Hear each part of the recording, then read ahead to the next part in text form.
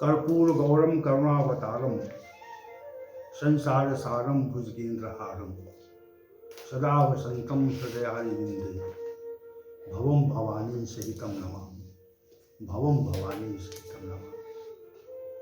भवानी शंकर वंदे श्रद्धा विश्वास रूपिणों याभ्याम बिना न पश्यन्ति सिद्धा स्वांतस्तमीश्वरम सिद्धा स्वांतस्तमीश्वरम। हम सभी भगवद गीता के अध्याय संख्या 2 के श्लोक संख्या 14 पर विचार कर रहे हैं। पिछला भी सत्र हमने इस पर विचार किया था और ये दूसरा सत्र है। श्री भगवान ने ये कहा कि मात्रा स्पर्शास्तु कौन्तेय शीतोष दुख दुग्धा आगमा पाइना अनित्या कांतिच्छस्व भारत। हे अर्जुन, हे कुंती पुत्र, स्पर्श आदि समस्त विषय शीत अर्थात उष्ण अर्थात गर्मी, शीत सर्दी, उष्ण गर्मी, सुख दुख आदि आवागमन स्वभाव वाले हैं, अनित्य हैं। इसलिए हे अर्जुन, स्पर्श आदि विषयों को तथा शीत उष्ण और सुख आदि दुख आदि को तू सहन कर।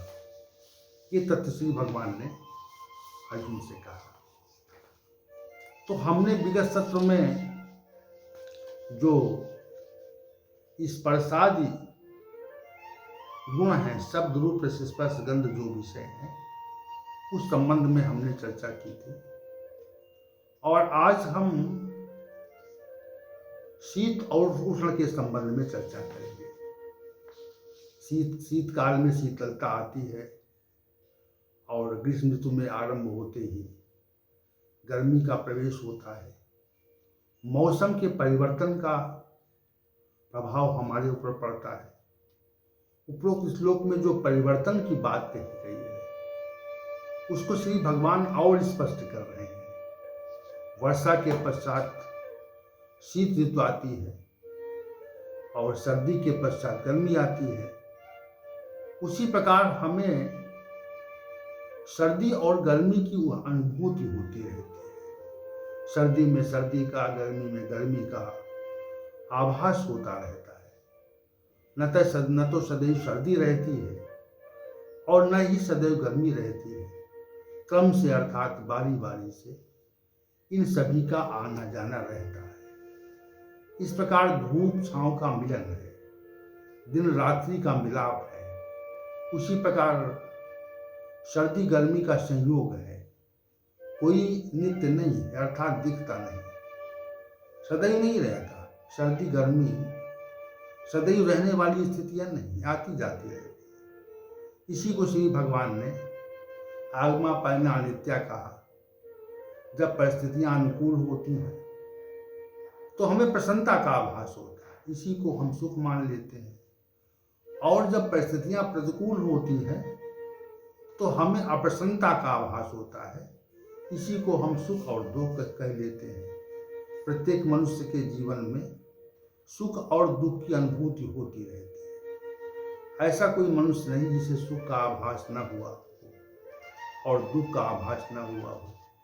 सर्दी में सर्दी न लगे, प्रतिकूल परिस्थितियों में अप्रसन्नता न आए, गर्मी में गर्मी न लगे, अनुकूलता में प्रसन्नता का आभास न हो, ऐसा नहीं हो सकता।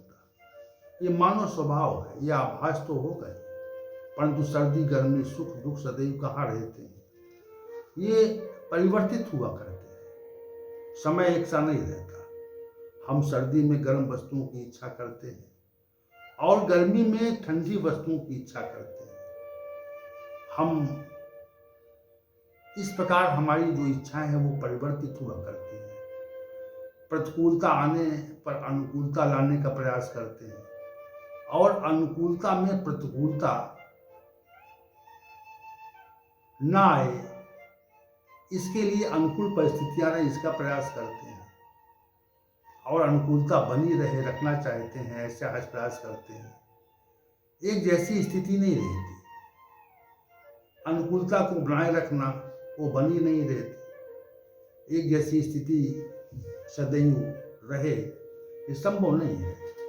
यही तो प्रकृति के परिवर्तन का नियम है, अर्थात स्थिति एक जैसी नहीं रहती, परिवर्तित ही होती रहती है।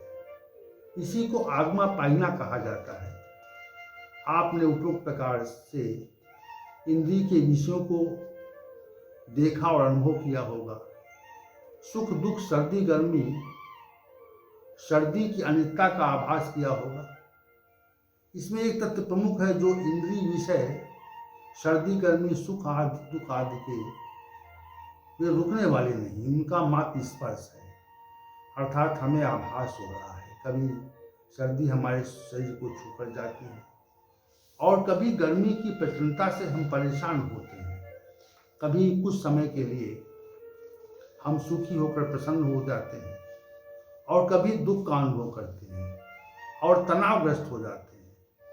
पर इस संबंध में एक विचार करें और रखें, ये सब क्षण मात्र के लिए, इसमें ठहराव नहीं है, इसमें नित्यता नहीं है, ये समाप्त होने वाली अनिश्चितता है। हवा का एक झोंका आकर निकल गया तो हवा के झोंके का आपको आभास हुआ, अनुभूति हुई, झोंका रुका नहीं, इसी कारण अनित्य है।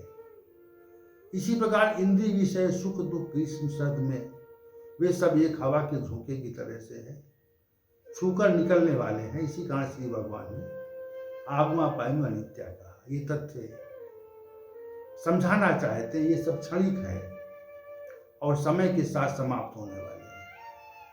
श्री भगवान ने इस श्लोक के अंत में कहा, तान तिच्छस्व भारत, हे अर्जुन, उनको तू सहन कर।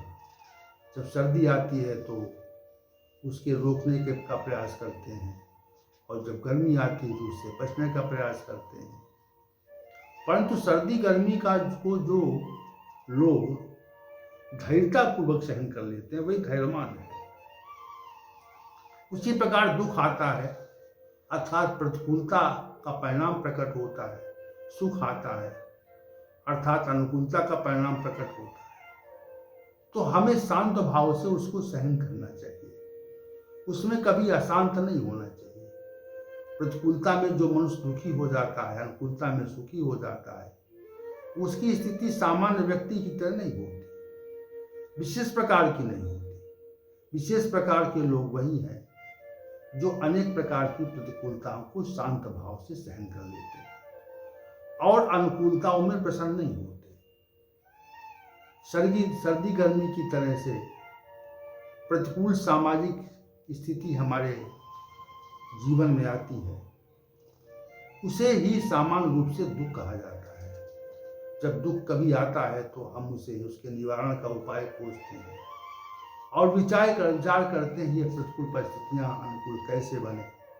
इसी विचार के अधीन हम कार्य करते हैं और प्रतिकूलता को अनुकूलता में परिवर्तित कर डालते हैं। सुख आ जाता है। सुख के सहने में, दुख के भोगने में अनित्यता है। सुख हमेशा नहीं रहता, दुख भी हमेशा नहीं रहता। दुख आने पर उसको सहन हमें ही करना पड़ता है। सुख हम भोगते हैं, इसी कारण उसको भोगने कार्य हम करते हैं। और श्री भगवान ने तथ्य स्पष्ट किया कि प्रतिकूलता, सर्दी गर्मी, इंद्रिय विषय, ये सब कुछ सामान्य रूप से हमें सहज करना चाहिए, सहन करना चाहिए। इसको सहन करने की हमारी बाध्यता है। दुख और प्रतिकूलता में, सर्दी गर्मी के बढ़ने पर हमें उद्विग्न नहीं होना चाहिए। ये क्योंकि ये सब नित्य नहीं है, टिकाऊ नहीं है, अनित्य है। सुख दुख और सर्दी गर्मी सहन करने का आदेश श्री भगवान ने दिया और इसको सहन करने वाले व्यक्ति की कौन सी स्थिति प्राप्त होती है, वो कैसी स्थिति को सहजता से प्राप्त कर लेता है, इस तथ्य का विवेचन श्री भगवान ने अग्रिम श्लोक संख्या 15 में किया है, जो हमारे कल का विषय है। तो आज का सत्र समाप्त हो और कल के लिए सभी का आमंत्रण है। ओम सहना भवतु सहनौ भुनक्तु सह वीर्यं कर्वावहै तेजस्विनावधीतमस्तु मा विद्विषा वायु। ओम शांति शांति शांति।